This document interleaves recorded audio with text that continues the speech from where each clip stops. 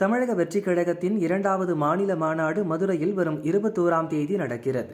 தேனி வடக்கு மாவட்டம் சார்பில் மாநாடு தொடர்பான ஆலோசனை கூட்டம் கட்சியின் பொதுச் செயலாளர் ஆனந்த் தலைமையில் தேனியில் நடந்தது. மாநாடு என்றது ஒரு சாதாரண விஷயமே இல்ல. விக்கிரவாண்டி மாநாட்டில் நீங்க பார்த்திருப்பீங்க, எந்த ஒரே ஒரு ரூபாய் கொடுக்காம 13-14 லட்சம் சேர்ந்த ஒரே கட்சி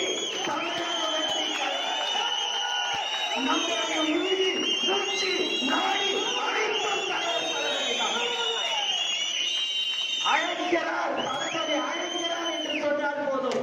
மற்றவங்களுக்கு மாநாடு நடத்த 1 வருடம், 6 மாதம், 5 மாதம், 3 மாதம் தேவை. நமக்கு தலைவர் 3 நாள் சொன்னாலே போதும். வரும் ஒரு கூட்டம் எது என்று சொன்னால் அது நம்ம தலைவர் தளபதிக்கு மட்டும்தான் என்று நாங்கள் தலை நிமிர்ந்து சொல்வோம். அப்பேற்பட்ட தலைவர் அவர்கள் எல்லாவற்றையும் விட்டுட்டு என் மக்களுக்கு நான் சேவை செய்ய வேண்டும் என்று வரக்கூடிய ஒரே தலைவர் நம் தலைவர் தளபதி தான்.